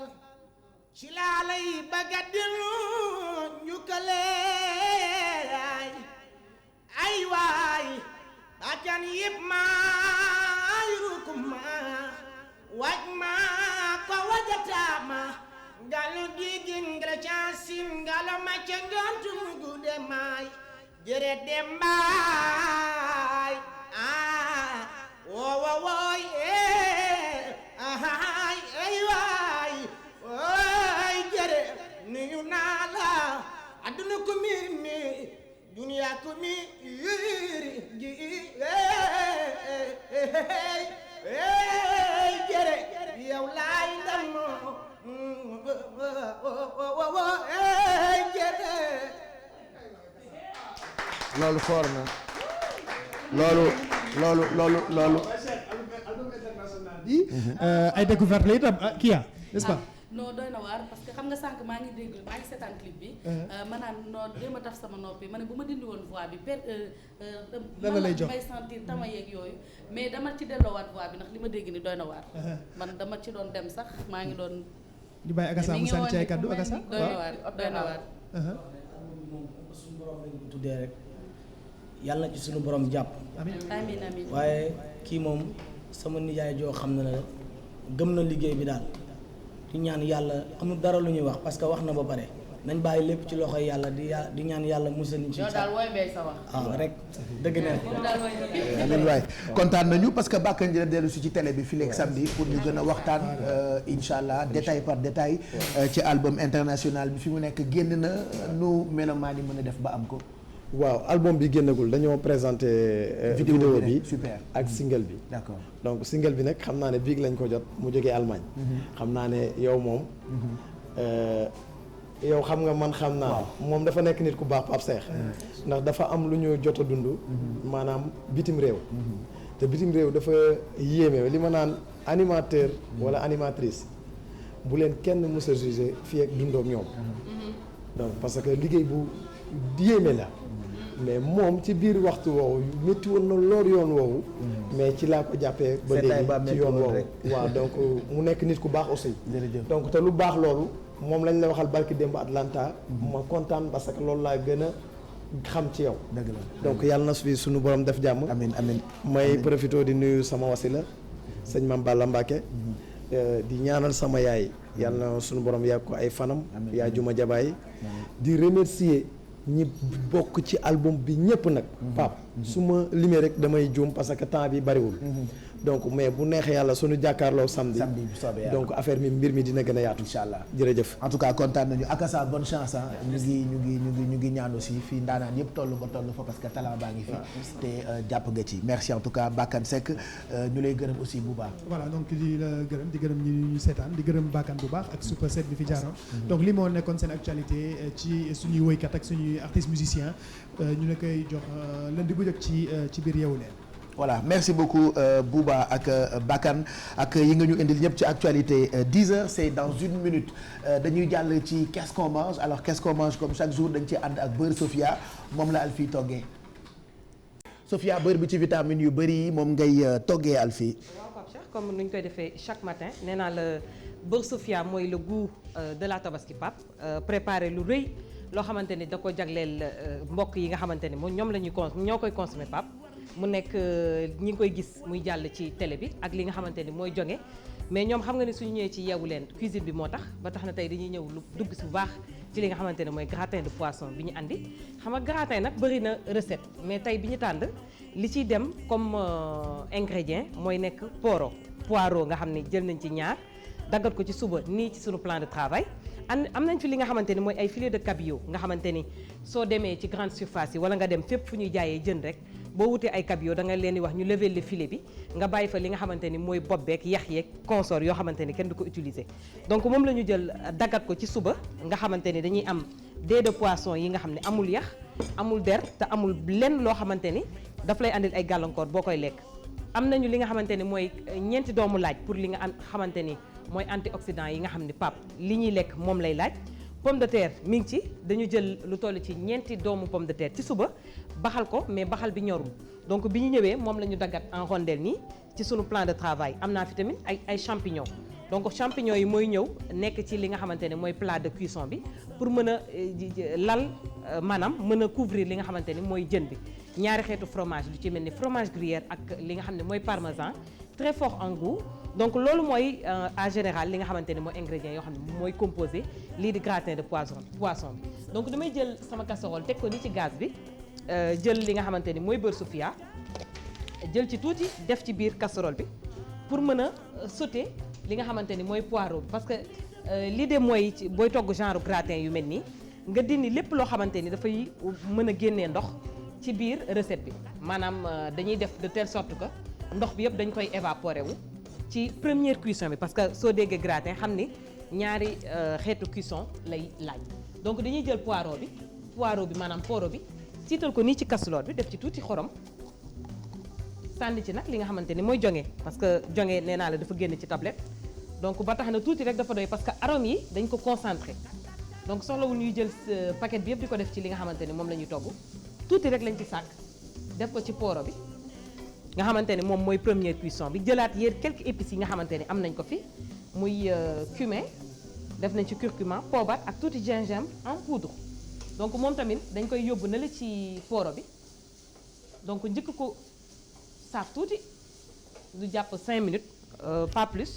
dellu siwaat nag ci plan de travail bi découper continuer li nga xamante ni mooy découpage yu légumes yi donc les pommes de terre en rondelles pour mu mën a ñëw dugg bu baax ci li nga xamante ni mooy gratin bi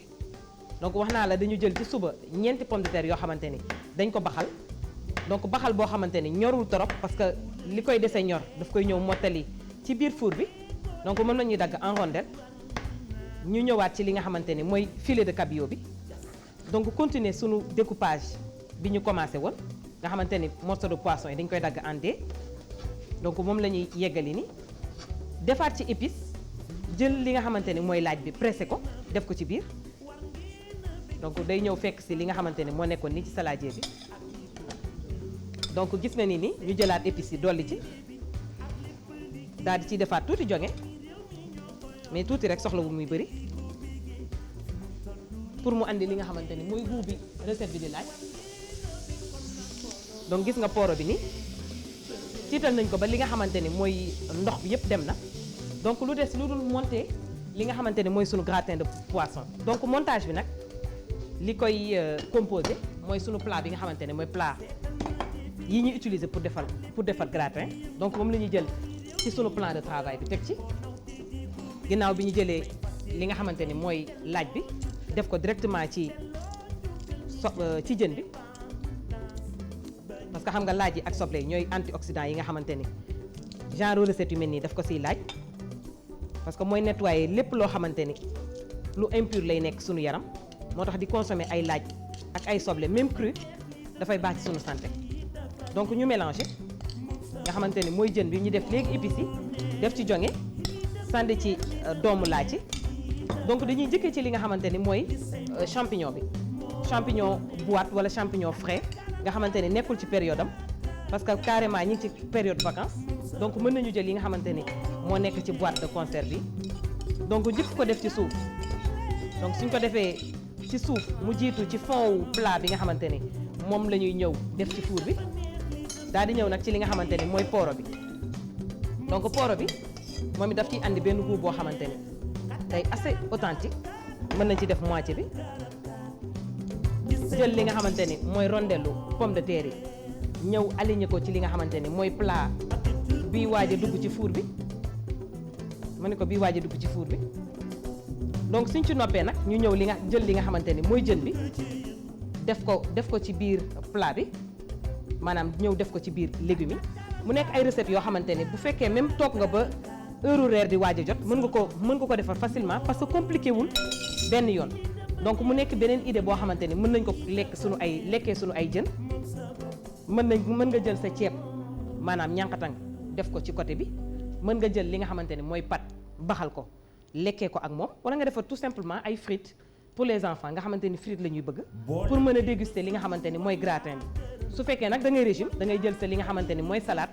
wala guddi si bëggoo lekk lu diis nga defar sa benn salade composée mën ko booleeg li nga xamante ni mooy gratin de poisson donc dañ ciy tasere li nga xamante ni mooy jën bi donc aligné ko ba nga xamante ni du ñu tegloo terminé waat ak li nga xamante ni mooy pomme de terre bi finir ak fromage yi bu leen neexee mën ngeen ci yokk crème fraîche mais ñun tey dañ ciy def meewu Sofia bi nga xamante ni moom la ñu am ci plan de travail bi laataa ñu koy enfourner nag dina leen jëlal 30 minutes pour mu ñor ngeen mën ko déguster donc dañ koy dugal ci four bi pendant 30 minutes pour mën ko génnee pap déguster ko juste le temps que ngay terminer rek ñu yeggali tegle bi mën ko enfourner pour ci kanam rek pap ñu mën ko déguster. gratin de poisson. gratin de poisson. de poisson voilà mën ngeen ko def agna parce que mu ngi xeeñ neex. et moi j'adore après on va déguster. en privé. su fekkee seen xel ngi ci n'hésitez pas ngeen togg ko seen biir kër yi añee ko ça peut toujours être bien merci Alfie ñu jeexal ak revue de presse bi Mamadou Mouhamed Ndiaye lañ ci àndal Mahmoud da ngaa jonkante finalement ah jógal bokk jonkan bi pour lan la bu la neexee tam ci jonkan boobu rek nga defee fi sa revue de presse mag nag du toogee nii. mag bu jaaxle nag. waaw léegi lan moo ko war a jaaxal tabaski bi.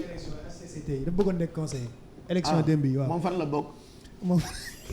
dimbali Dakar. téye Dakar.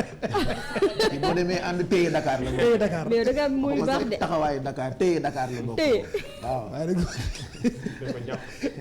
yow sax yaay buux Dakar bu wax Dakar. yéen da ngeen di Dakar daal moom téye Dakar la bokk. gagné woo. waaye ça peut y aller waay. mais pourquoi jonkan bi. ñàkk xar rek. ñàkk xar la tax a jox. man xamoon naa ne loolu xam nga ni ñun ñëpp amaguñu xar. ñun ñëpp amaguñu xar. moo tax yéen da ngeen a toog. waaw fekk na fi ñu jaaxle. amaguñu xar. non yéen ñi ko amul da ngeen a toog man. ñi ko yaakaar maa jonkan ba pare non seulement amuñu xar. ñu nekk ay nit yu liggéey di xaar weer bu dee mais bu la nit ñi dee ñaan xar sa xol du jeex. c'est-à-dire quand je vois les gens di ma rang di ma ñaan xar je vois certains seytaane me dire santal yàlla muñal yàlla moo la ko teg garaawul yow yaa siiw waa siiw ba ci ñu lay ñaan loo yorul man xam nga dinaa la santal yàlla ça me fout les boules en fait. non mais xam nga ku la xam amagoo xar lii coup de gueule la kay sax mais Pape te amagoo ko xar non on te dit non ñoom bi ñu xam jaay seytaane yi waaw xam nga da ngaa war a sant yàlla yaakaar moo fort oui ma si gën a guy xëy fajar su ma nekkoon milliardaire écoute du ma ñun ñaar ñu xar de j'allais rester chez moi et ngeen baal ma péter sous mes draps sans sortir chez moi quoi. non c'est abusé quoi. ñi la xam nañ ne. aw ma lu ma lekk. du ñaan bi moo la gêné. oui mais peut-être da nga xaw a mel comme man damaa mënta gàntu doomu aadama. oui non évidemment ñaan bi moom voilà mais nit ñëw di wut ci yow dara. te amu ko fekk ko fi. en fait man loolu da koy feebar moom loolu dafa metti loolu. waaw loolu la de. buñ ko fekkul ci yow te actuellement mënuñu ko fekk ci ñun.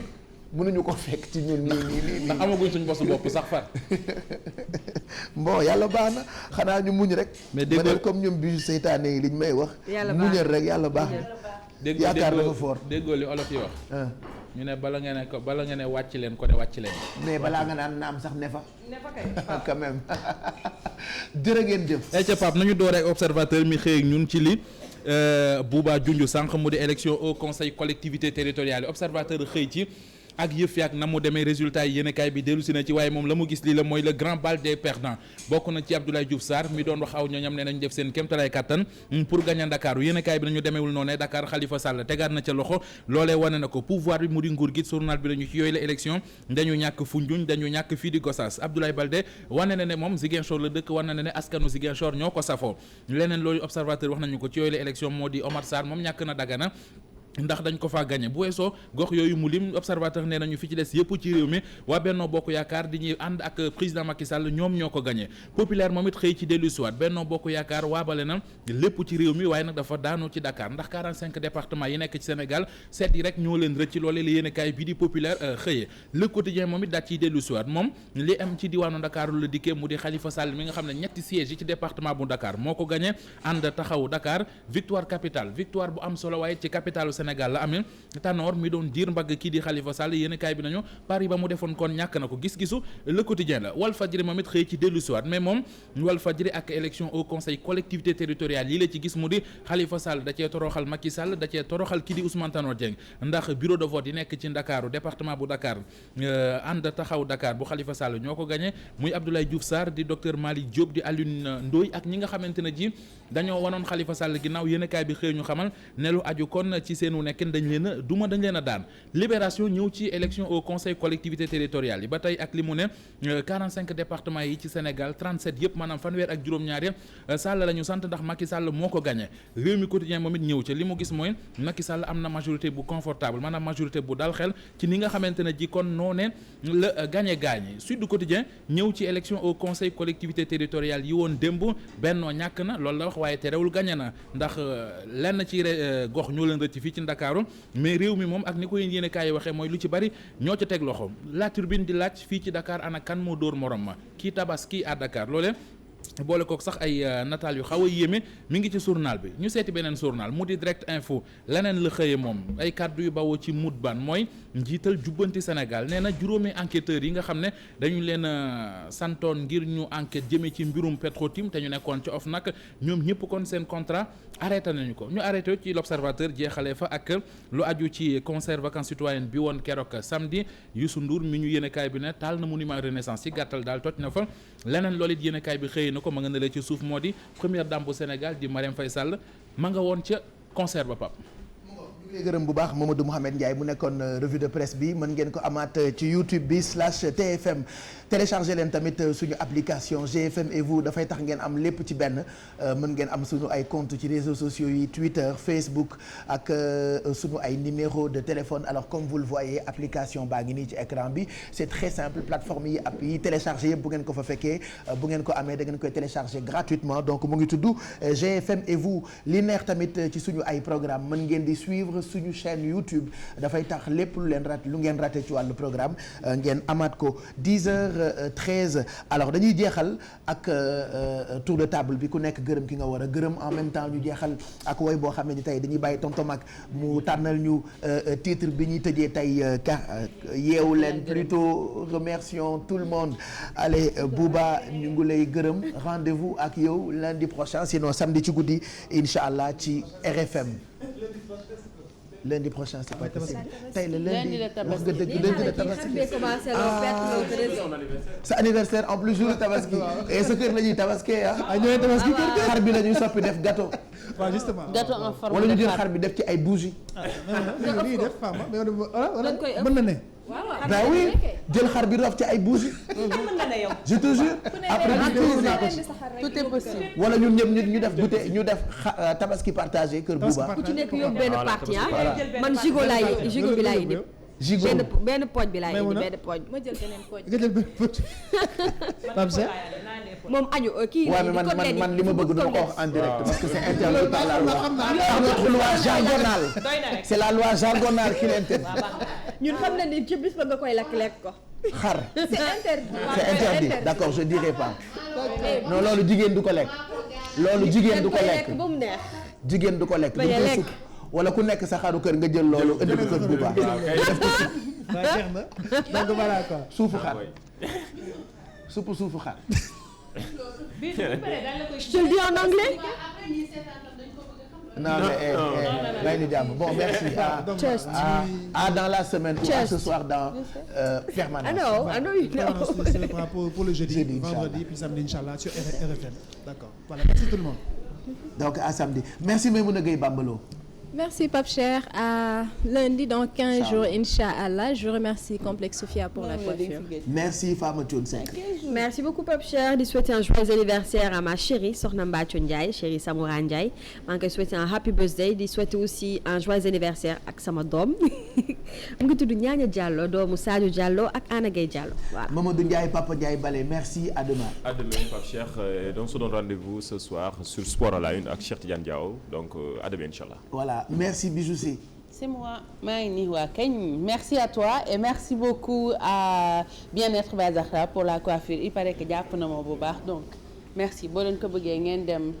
côté ginnaaw étika bi noonu rek après Cité Dia foofu la nekkee du ay dóor de sama doom ndey la daf maa defal coiffure bu rafet rek ma koy remercier et à demain dans Yeewu Leen wala ma eggali boo bëggee mun naa waxaat ba ci kanam de fi mu taxaw daf maa nekk yow à partir de dorénavant je reste ici le temps ngay waxaat ba ci kanam Alfie la ñuy remercier juste li nga dugal ci four bi ñor ñu ñam ko ñun ñaar mais merci da ngay taxaw rek xaar ma mu ñor ñu lekk dégusté ko en privé xam nga fekk caméra yi dem mais may profité di remercier Lay Market Pape pour partenariat bi robe bi ñoom ñoo ko habillé bu ngeen ko bëggee da ngeen di woote 77 475 13 77 wala ngeen woote 77 279 50 52 ma leen di remercier bu baax Pape. Voilà, tonton Mac, tu as choisi quelle chanson comme ça bijou tëj Yeewu Leen bi tey on finit un peu plus tôt que prévu voilà. parce que dafa nege jëm mag rek te sama yaram neexul kii kan la Ngone Ndiaye. Ngone Ndiaye sama chéri yëg nga ni man ak Ngone ñoo nekk fan yii. xam nañ ko waaw ñooy génn c'est officiel. yow li on avait divorcé dañoo divorcé woon. yow li moo tax nga feebar. mais delluwaat nañu. waaw moo tax tey nga ñëw feebar Ngone ma rek. waaw yow Ngone ma rek boo nee ma def yow nag yaa ngi soog a wax delluwaat nañu man ak moom nii léegi. moo la tax a dee léegi on sort li nga dee nag yow. c'est désormais officiel Ngoné Ndiaye Guewel et Madame Diallo voilà c'est officiel Bijou Ndiaye mooy tëj yeewu leen bi tey tëjal. Et je suis là donc merci de nous avoir suivis rendez-vous demain 7h ñu indiwaat yeewu leen ak yeneen yu bees comme ni ñu koy defee chaque jour rek yee leen benn réveil explosif.